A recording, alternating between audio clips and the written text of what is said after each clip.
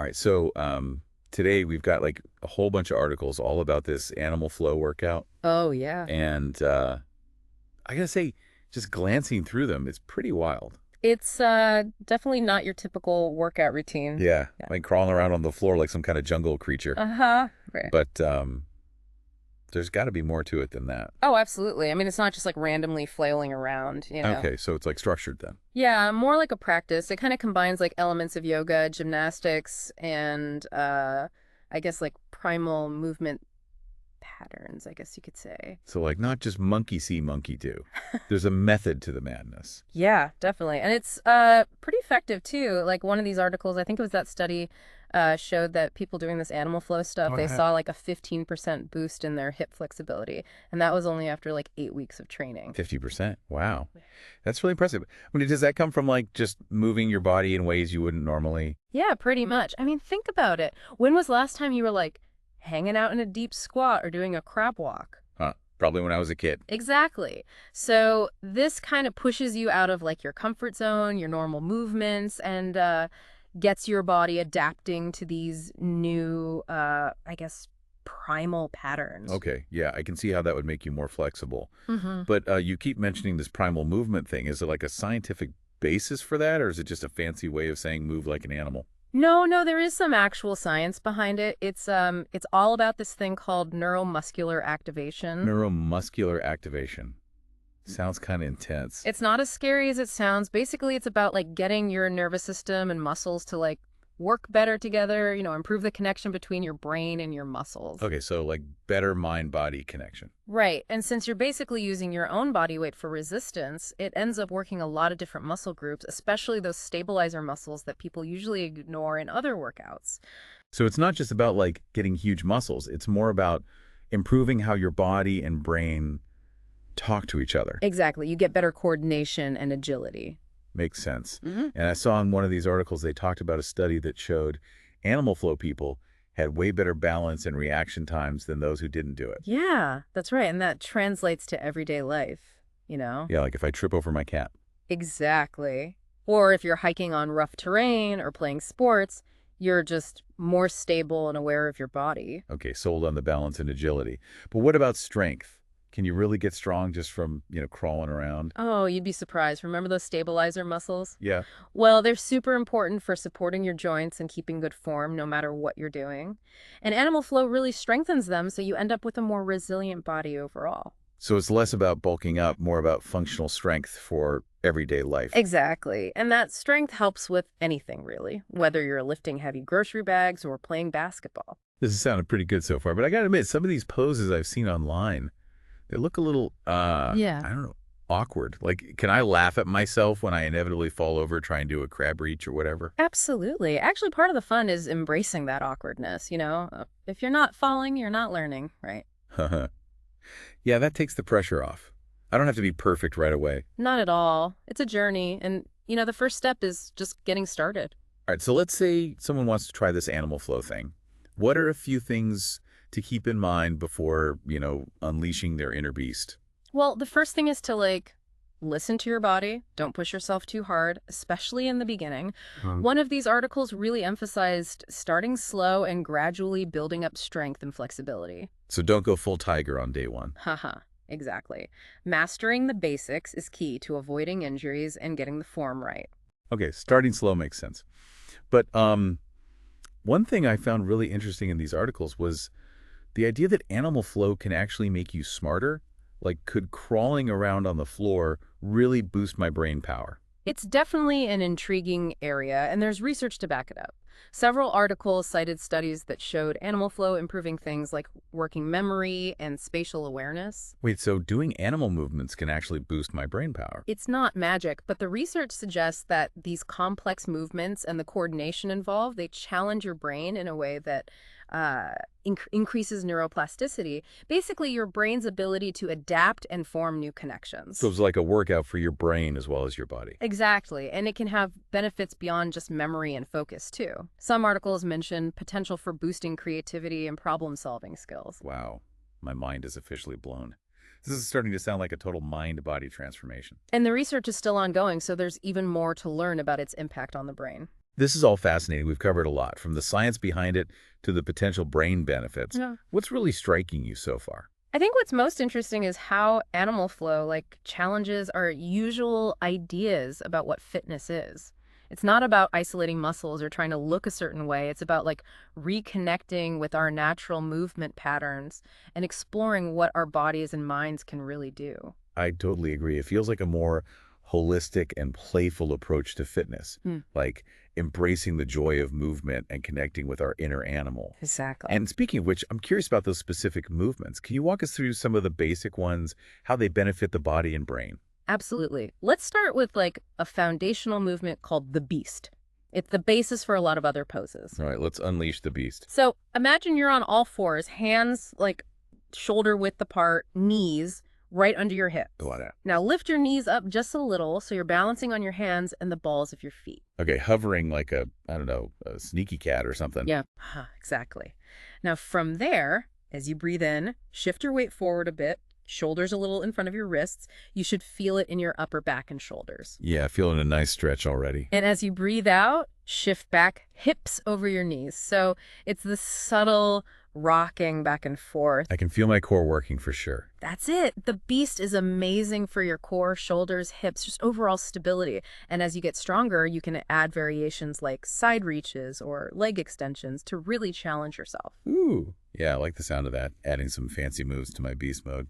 So the beast, good starting point. What are some other basic moves for beginners? Well, there's the ape reach. It's fantastic for your shoulders, core strength, and balance all at once. Ape reach. Okay, I'm intrigued. How do I do it? Start in a deep squat, feet a bit wider than your hips, toes pointed slightly out. Now put your right hand on the floor right in front of you between your feet. Okay, deep squat, hand planted. I feel like I'm about to climb a tree. Haha. Now here's the fun part. Shift your weight onto that right hand.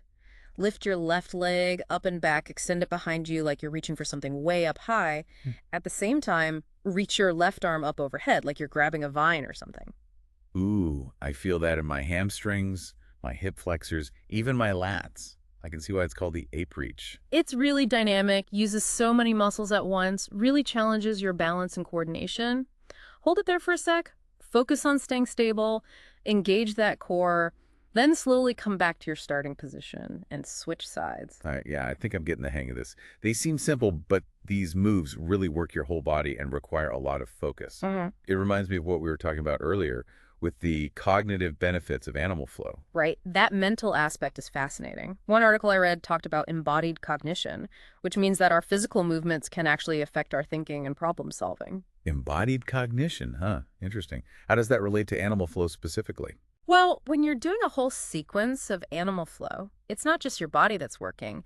Your brain's engaged too. You're constantly planning, coordinating, adapting, adjusting your balance, flowing between movements, thinking about what's next. So it's like a mental puzzle on top of the physical challenge. Exactly. And that mental workout can carry over into other areas of your life, boost your creativity, help you solve problems, even improve your emotional regulation. It's like animal flow is training your brain and body to work together like a team. Precisely. And that mind-body synergy is what makes this practice so unique and potentially transformative. I'm with you there. But, we keep talking about flowing from one move to the next, and I can't help but think, what about those of us who aren't exactly graceful gazelles? Can you still do animal flow if you're a bit, clumsy? Of course. It's not about being perfect. It's about exploring what your body can do. So it's the journey, not the destination. Exactly. And that journey is all about exploration, playfulness, discovering what you're capable of. It's okay to be awkward. Celebrate those small wins and just gradually improve over time. That's good to hear. Sometimes we get so caught up in the idea of working out that we forget to just enjoy moving our bodies. Right. And animal flow brings back that joy. You get to move freely, creatively, without worrying about looking silly or being judged. It's like giving yourself permission to just move without any pressure. Exactly. And within that freedom, you might discover new strengths, new ways of moving and thinking. So it's more than just fitness, it's about personal growth too. Absolutely. Animal flow is about self-discovery, celebrating movement, and becoming healthier in mind, body, and spirit. I'm definitely feeling inspired to give it a try. But before I go full on animal, what are some practical tips for incorporating animal flow into my life? One great thing is that it's super accessible. You don't need a bunch of equipment or even a lot of space. That's good news for people like me who maybe don't have a lot of space to work with. Exactly. There's tons of resources online, videos, tutorials, even online communities and classes. Lots of certified animal flow instructors offer programs that take you through the basics and then gradually get more advanced. So you could even learn right from your living room. Of course. But if you prefer a more hands-on experience, there are plenty of in-person classes and workshops too. So options for everyone, whether you're a lone wolf or a pack animal. Exactly. And one of the articles had a really good tip. Start by just adding a few minutes of animal flow into your existing routine. You can use it to warm up, cool down, or even just as its own little workout. I like that. It doesn't feel so overwhelming to start small. And the key is consistency. Even just a few minutes, a few times a week can make a real difference. All right, so consistency is key. But what are some of the things that trip people up when they first try animal flow? Like, what are some common challenges and how can people overcome them? Well, one thing that throws people off is just how awkward it feels at first. Crawling and squatting in these unusual ways can feel kind of silly, and people feel self-conscious. Yeah, I can definitely see that. It takes some courage to step out of your comfort zone, Yeah. especially when it comes to moving your body. For sure. And the best way to get over that is just to have fun with it. Remember, animal flow is all about exploring and playing, not about being perfect. So laugh at yourself a little. It's all part of the process. Right. And don't be afraid to modify the movements to fit your own level. You want to challenge yourself, but not push so hard that it hurts. Listen to your body, basically. Exactly. And if you're feeling stuck or unmotivated, that's when it's really helpful to connect with the animal flow community. Yeah, we talked about the community aspect earlier, but I'd love to hear more about how connecting with other people can enhance the whole animal flow experience. Well, whether you join an online group or take a local class or even just follow people on social media, it's amazing to connect with others who are into animal flow. Like having your own tribe of animal movers cheering you on. Yes, that support can make a huge difference, especially if you're struggling or feeling discouraged. This is so eye-opening. We've covered so much ground, the science, the potential brain benefits, how to get started, the importance of community. I feel super inspired to try it out myself. But before we wrap up this section, I'm curious, are there any unexpected benefits that people often mention, like aha moments that go beyond just the physical and mental gains? That's a great question. Based on what I read, it seems like animal flow can lead to a real shift in mindset. Like people become more aware of their bodies and feel more connected to them. So it's not just about a stronger body, but a deeper connection with yourself. Exactly. And that can have ripple effects in your life, influencing how you move, interact with others, even how you see yourself. It's like animal flow becomes a way of being, a practice that embraces movement, playfulness, and self-discovery. Beautifully put. And that practice can have a lasting impact on how you feel physically, mentally, and emotionally. Well said. I'm really curious to hear more about those lasting effects. What are some of the long-term benefits people have experienced through animal flow? It seems like the benefits go way beyond just like getting stronger or more flexible. You mentioned a shift in mindset. What does that actually look like? Yeah, well, one article had this story about a woman who used animal flow to recover from a pretty bad back injury. Oh, wow. And she was saying it wasn't just about healing her back, it was like the practice helped her overcome this fear and anxiety she'd been dealing with. Like she was holding back in other areas of her life because of the injury. Yeah, and animal flow helped her kind of reclaim her body and her confidence. That's so powerful. It's like movement can be so much more than just exercise. It can be like therapy, helping you process emotions and figure yourself out. Totally. And I think the playful, exploratory nature of animal flow really lends itself to that kind of inner work. Yeah, it makes sense that moving in a way that feels natural and expressive could unlock creativity and help you let go of things that are holding you back. And it's not just individual benefits either. Some articles talked about how animal flow can create a real sense of community. We've talked about community support, but I'd love to hear more about how animal flow specifically fosters that sense of belonging. Well, just think about it. You're moving together, mirroring each other, supporting each other through the tough parts. It naturally creates this feeling of camaraderie and shared experience. That's like a language, but without words, that connects people on a deeper level. Exactly. And that connection can be so powerful, especially nowadays when so many people feel isolated and lonely. It's like animal flow creates this space where people can move, connect, and rediscover that joy of just playing together. And that joy is contagious. One article even talked about how it's being used in schools and community centers to help kids and teens with social interaction, teamwork, and emotional well-being. Wow, that's amazing. It's Yeah. incredible how something as simple as moving like an animal can have such a big impact on people and communities. It really highlights the power of movement and how important it is to find ways to reconnect with our bodies and with each other. So as we wrap up this deep dive into animal flow, I'm feeling a mix of awe and inspiration. We've explored the science behind it, the physical and mental benefits, the importance of community, and the profound effects it can have on how we feel about ourselves and the world around us. And what's even more exciting is that we're just scratching the surface. There's so much more research to be done, so much more to discover about what animal flow can do. It makes you wonder what other secrets of movement are out there just waiting to be unlocked. That's the beauty of exploration. There's always something new to find, a new challenge to take on, and a whole new level of potential waiting to be unleashed. Absolutely. So to everyone listening, I encourage you to embrace your inner animal, explore the possibilities of movement, and discover what animal flow can do for you. And remember, it's not about being perfect. It's about progress, about discovering what your body can do, and most importantly, about having fun and enjoying the journey. Couldn't have said it better myself. Thanks for joining us on this incredible deep dive into the world of animal flow.